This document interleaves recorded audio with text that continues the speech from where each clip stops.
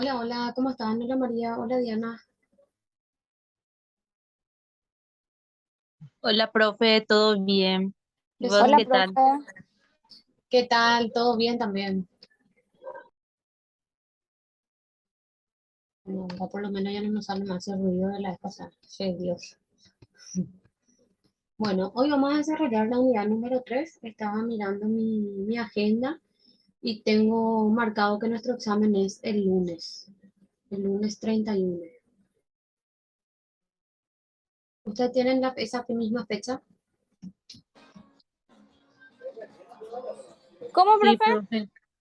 El examen es el lunes 31. Sí, Bueno, va a entrar hasta la unidad de hoy el examen. Les voy a preparar un resumen como siempre hago para que puedan tener todos. Voy a alzar en la plataforma y ustedes directamente van a descargar el Word. dale, profe. Ok, bueno, vamos a iniciar nuestra clase de hoy entonces. Hoy nos toca por desarrollar signos lingüísticos.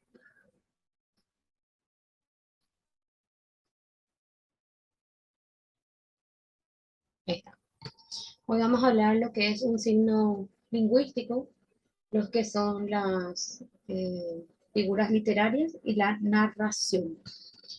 Bueno, vamos a iniciar primeramente por lo que es un, un signo lingüístico. Un signo lingüístico, por lo tanto, es una realidad que puede ser percibida por por el hombre mediante los sentidos y que remite a otra realidad que no está presente.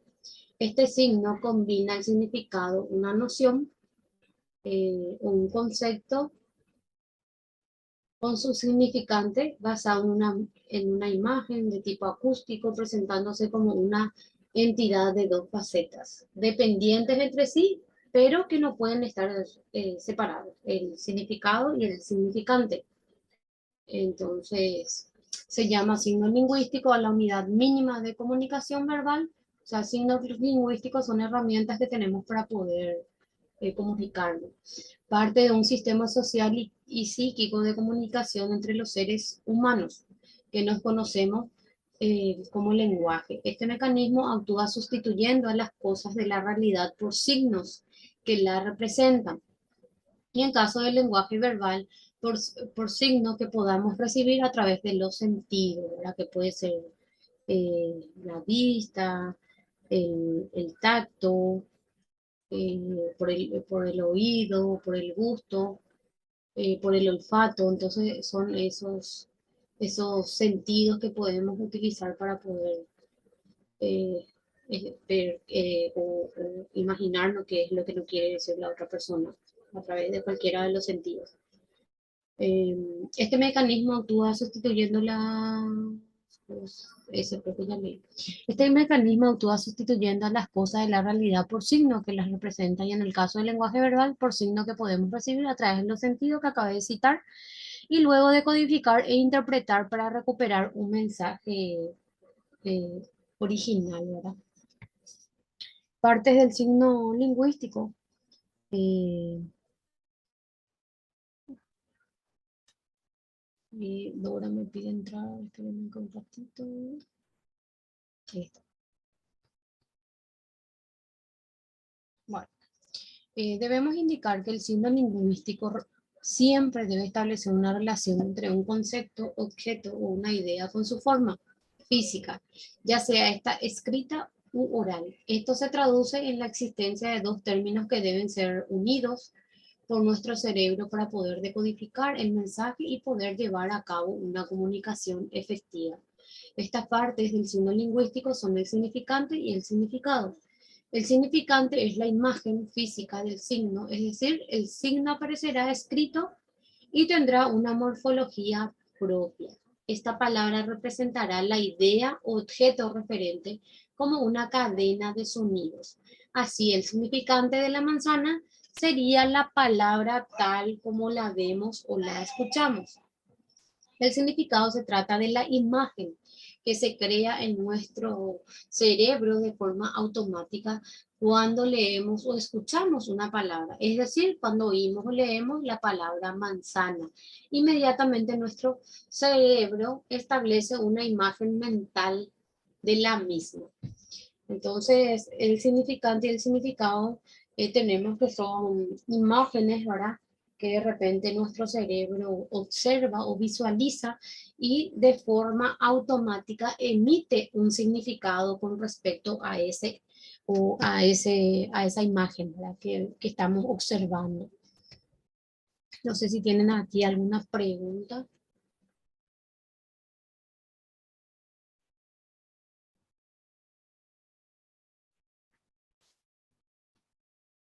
No, profe, clarísimo. Bueno. Bueno, y también hay que saber que el signo lingüístico es una unidad que resulta de asociar una imagen mental o significado y una imagen acústica. Este concepto fue planteado en la obra póstuma de un doctrinario que se llamaba Fernando Saussure. Bueno, entonces acá hay que saber qué es el significado, ¿verdad? Es el concepto de la imagen mental que tenemos acerca de un objeto. Y el significante son los sonidos o la imagen acústica que tenemos de esos objetos. Entonces, cuando nosotros observamos, por ejemplo, cuando nos vamos caminando y vemos el famoso cartelito donde está un camión de ómnibus, automáticamente nuestro cerebro ya sabe que eso significa que ahí paran los colectivos. Entonces, siempre vamos a tener dos elementos, significante y significado. Acá tenemos, por ejemplo, el dibujo de un candado. Automáticamente mi cerebro me dice que ese candado sirve para llavear cosas. El sillón sirve para poder sentarnos, para poder leer algo, para ver televisión. Y la manzana, que es una fruta nutritiva. Automáticamente mi cerebro me emite el significado de cada uno de ellos o para qué es cada uno de ellos. El signo lingüístico es el resultado de la unión de un significado y un significante. El significado es el concepto o idea que se representa en nuestra mente. Y el significante es la sucesión de los sonidos, o sea, los fonemas o las letras en la escritura que percibimos. Por eso tenemos ahí significante mesa, que tiene 4 fonemas, 2 consonantes y 2 vocales, y el significado, que es el dibujo, y automáticamente nuestro cerebro emite un concepto sobre para qué es la mesa o para qué se puede utilizar la mesa.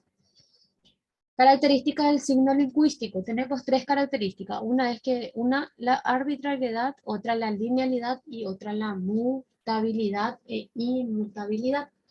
La arbitrariedad, la relación que hay entre el significado y el significante, es por lo general del tipo arbitrario, es decir, convencional, artificial. No hay una relación de semejanza entre los sonidos que componen una palabra determinada. Por ejemplo, digamos cielo, y el significado concreto que busca transmitir es la idea del cielo. Es por esto que los idiomas deben aprenderse. Luego tenemos la linealidad. Como se dijo antes, los significantes del lenguaje verbal forman parte de una cadena de signos cuyo orden importa para que se puedan entender de manera correcta. Eso se entiende como un carácter lineal, como que tiene que seguir cada palabra uno detrás de otro, ¿verdad? Y no se puede pronunciar al revés. Los sonidos que componen una palabra aparecen en línea, o sea, uno delante de otro, no todas a la vez ni de manera desordenada. Cielo no es equivalente a o cielo, porque ahí, ¿qué pasó? Se alteró el orden de las palabras. No se puede hacer porque cada palabra debe seguir un orden lineal, no se puede transformar. Y hubo un tiempo en que decían las palabras de forma al revés. Por ejemplo, mesas, same, o hablaban al revés. un tiempo los jóvenes empezaban a invertir el orden de las palabras o si no hablaban todo en I. No sé si alguna vez ya escucharon o de repente en el Facebook cuando habla todo en I.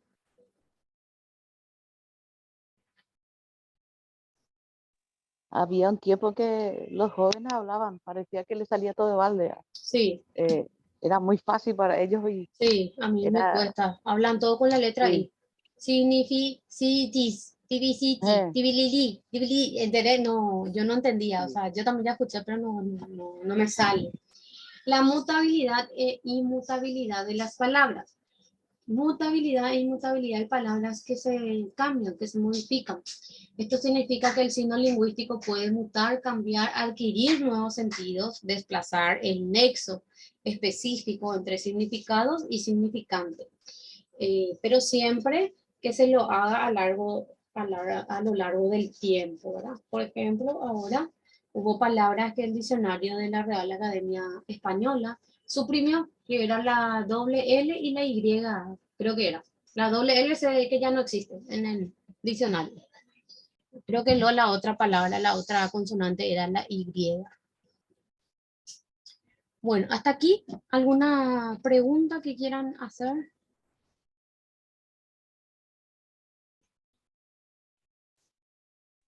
De mi parte No, nada, profe. Ok. Ahora vamos a hablar de lo que es la denotación y la connotación. En lingüística, la denotación y la connotación son dos niveles de significado de palabras, el nivel literal y el nivel contextual de lo que realmente significa la palabra. Respectivamente, esto es posible ya que las palabras no solo dicen lo que estrictamente dicta el diccionario, sino que están acompañadas de todo un marco contextual que les confiere capas más profundas de significado. Por lo tanto, tenemos que la denotación es el significado llano y principal, evidente y universal que tiene una palabra o una expresión. Es el significado principal que recogen los diccionarios y que es común para todos los hablantes de un idioma, sin tomar en cuenta matices ni contexto ni segundas o terceras intenciones. En cambio, la connotación abarca significados más profundos o figuras eh, implícitas o particulares que esa misma palabra o expresión puede tener dependiendo de quién la utiliza,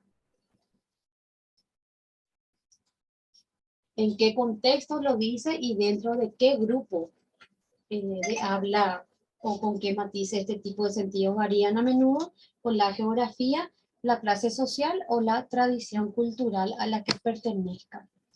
Entonces acá les puse unos ejemplos para que se pueda entender. Ejemplos de denotación y connotación. Por ejemplo, acá tenemos llevar una vida de perros. En la denotación, eso significa vivir literalmente como un perro, comer comida de perro o dormir en el suelo o creerse un perro. En la connotación, o sea que en la connotación el significado es un poco más profundo. ¿Qué quiere decir eso? Vivir por debajo de los estándares mínimos aceptables de cada quien, pasar un mal rato o estar sufriendo mucho.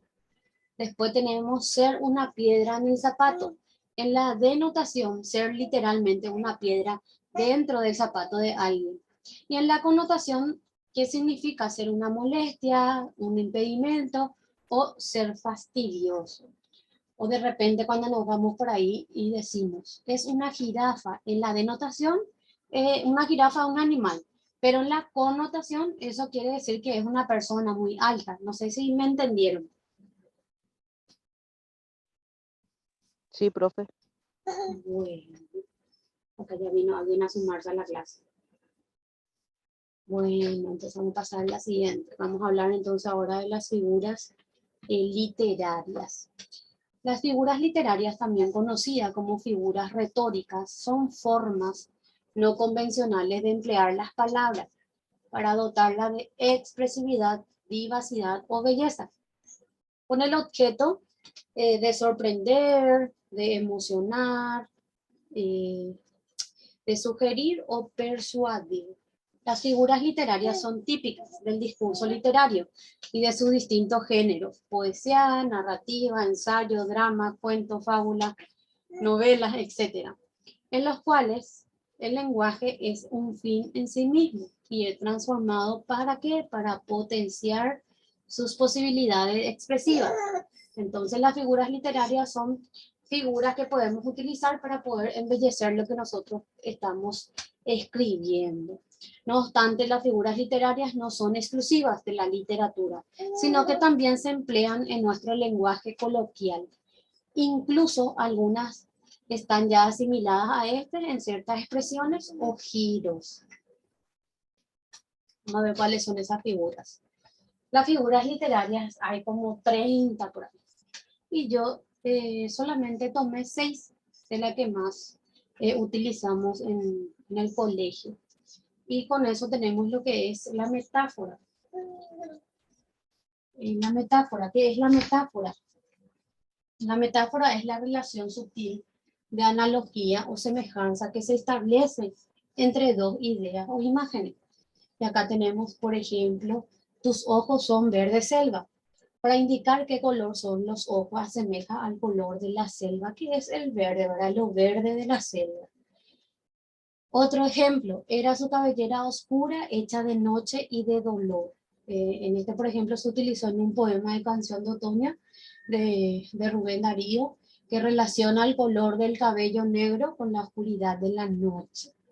Entonces, la metáfora es algo que podemos utilizar para establecer una idea entre dos imágenes. Por ejemplo, tu cabello rubio brilla cual oro. Entonces compara el cabello rubio de la mujer con el oro. Ahora tenemos lo que es el símil o la comparación, que consiste en establecer una relación de semejanza entre dos elementos, que viene introducido como un elemento relacional explícito. Siempre cuando hay una palabra, por ejemplo, tus ojos son negros como el carbón, entonces compara los ojos negros de la persona con el carbón negro, ¿verdad? Después, eres fría como un hielo, compara la frialdad de la persona con el hielo. Después tenemos otro ejemplo: se arrojó sobre ella cual águila a su presa. Entonces le compara, le compara a la persona que se arrojó sobre otra persona como un águila. Bueno, no sé si hasta aquí tienen alguna pregunta.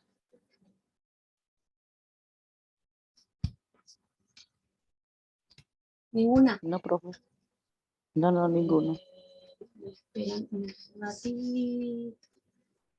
Vuelvan a seguir.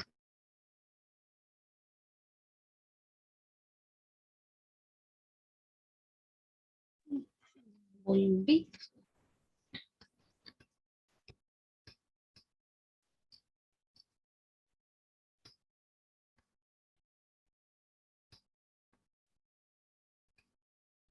¿Pueden ver mi power?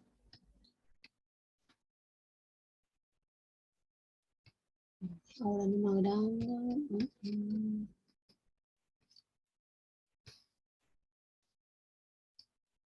Ahí sí, profe. Bueno.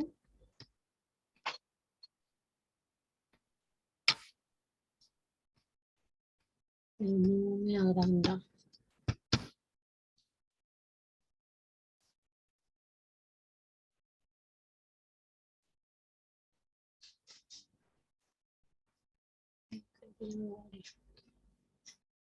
Ahí está.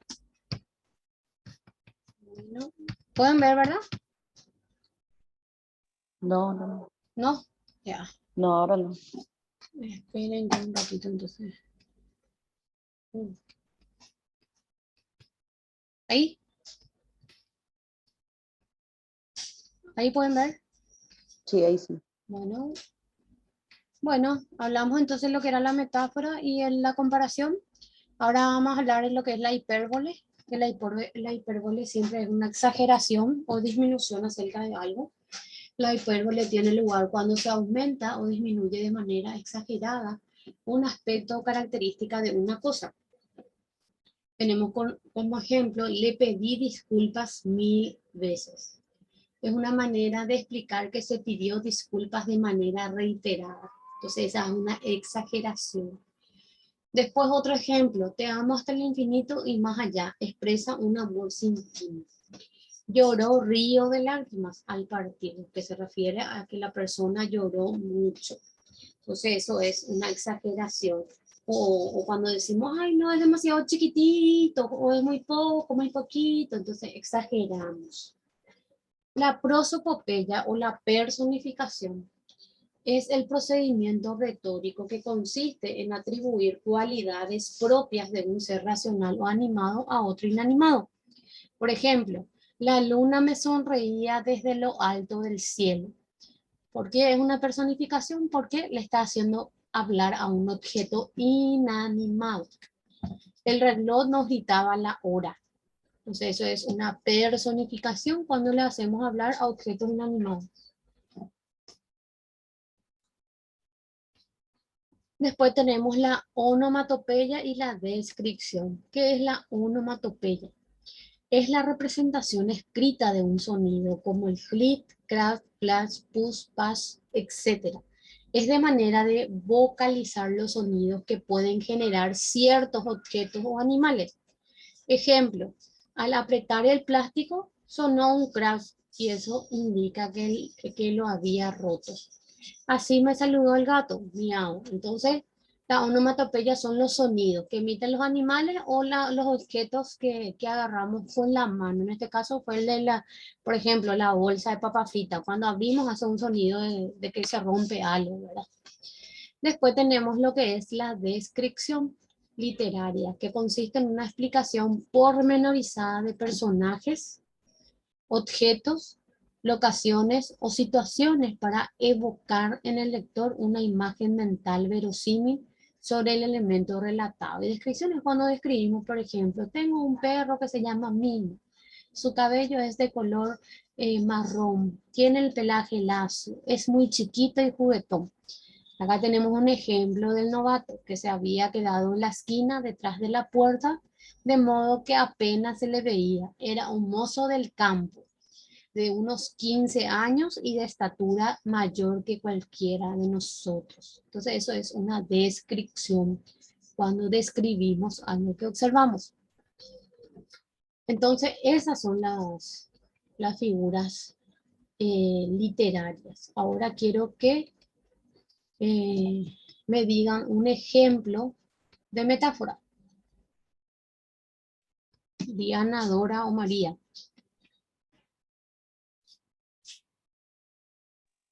Labios de rubí puede ser uno, el Sí, de metáfora. sí puede ser. Y, Tus ojos brillan como la luna. Sí, un ejemplo de comparación.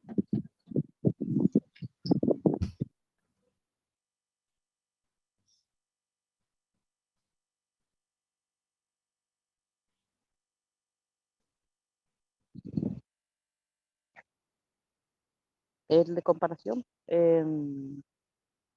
Blanco como la nieve puede ser. ¿Cómo? Blanco como la nieve es una comparación. Blanco como la leche por ahí. Sí, Sí, puede ser una comparación. Otro.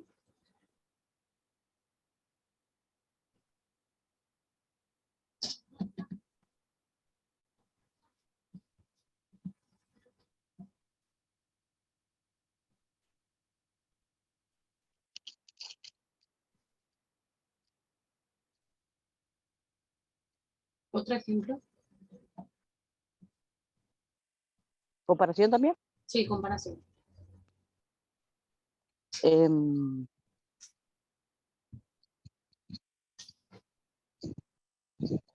Tus ojos verdes mar. ¿Cómo? Tus ojos azul mar. Azul es como el Azul, mar. azul mar, O, mar. Como o el mar, azul sí. es como el cielo. Muy bien. Ahora Me van a decir un ejemplo de hipérbole.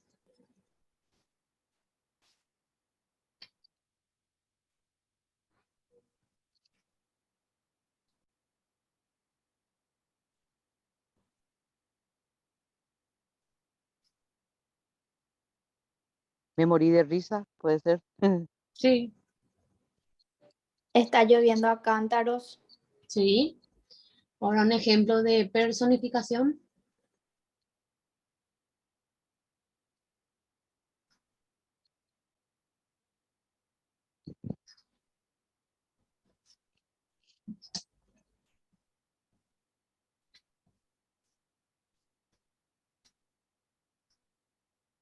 Personificación es cuando le hacemos hablar a un objeto inanimado.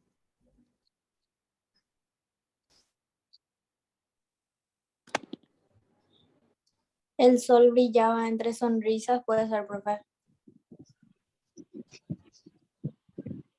Sí, el sol me sonreía desde lo alto del cielo. El auto me saludó. La flor se echó a llorar. Sí, también. Un ejemplo de onomatopeya.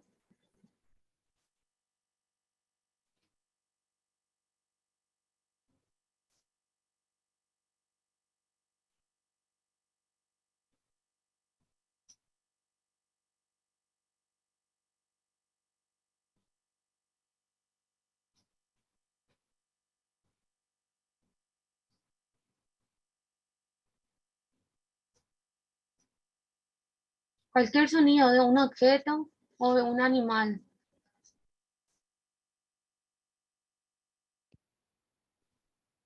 El ronroneo, por ejemplo. Sí, el ronroneo del gato. El, eh, el perro me saludó ladrando. Pipí, la bocina del auto, qué sé yo. Todo lo que haga sonido. Y una descripción, que ya sabemos que es la de describir algo, un objeto que observamos. Muy bien. Ahora vamos a hablar de lo que es la narración.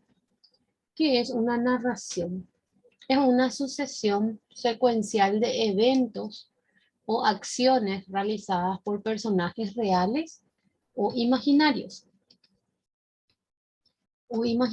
En un lugar determinado y durante una cantidad de tiempo determinada, contada por alguien de una manera específica, es decir, de cierta forma, una narración es equivalente a un relato, una historia o un cuento, aunque no sean del todo sinónimos.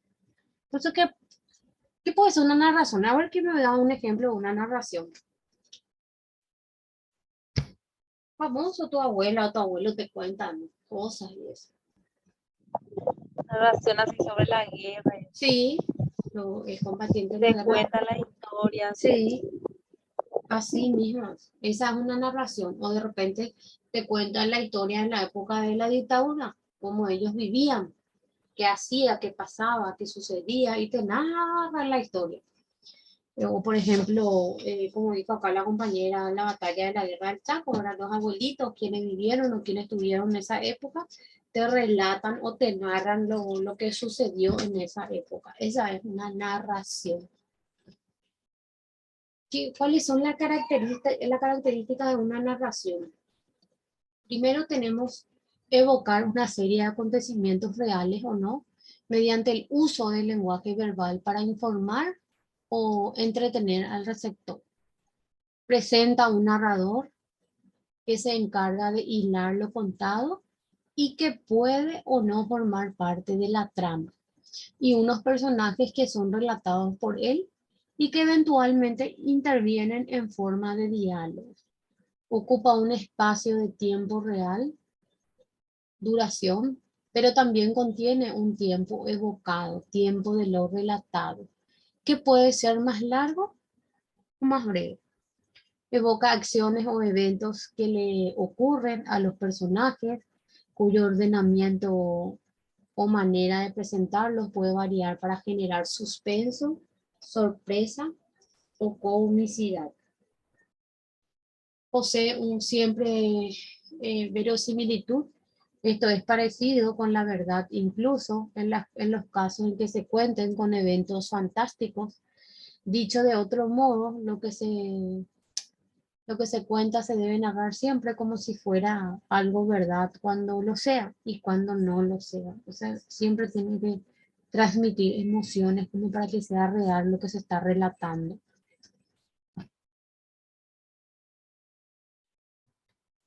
¿Cuáles son los elementos de una narración?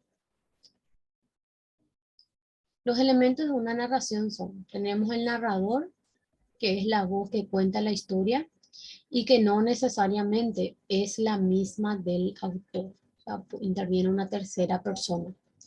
Personajes.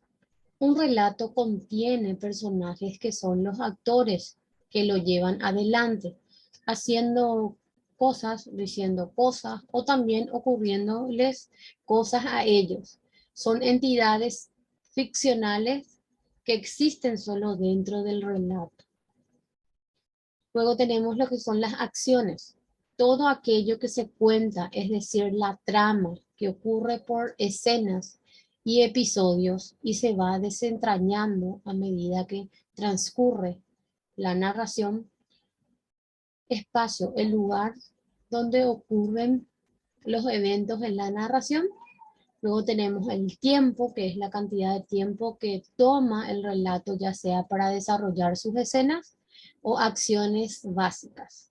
La trama, que es la totalidad de las anécdotas que componen la historia, las articulaciones, en base a tres grandes momentos, según Aristóteles, que es el inicio, la complicación y el desenlace, que sería la parte final. Tipos de narración. Como tipos de narración tenemos narraciones literarias, que son aquellas que se cuentan con el mero fin de contarlas y de disfrutar de su desenvolvimiento, ya sea por diversión, porque proponen ideas novedosas o porque plantean una ficción atrapante. Son el tipo de relatos que componen la narrativa literaria, las novelas, los cuentos y las crónicas. A ver qué me dice un ejemplo de narración literaria.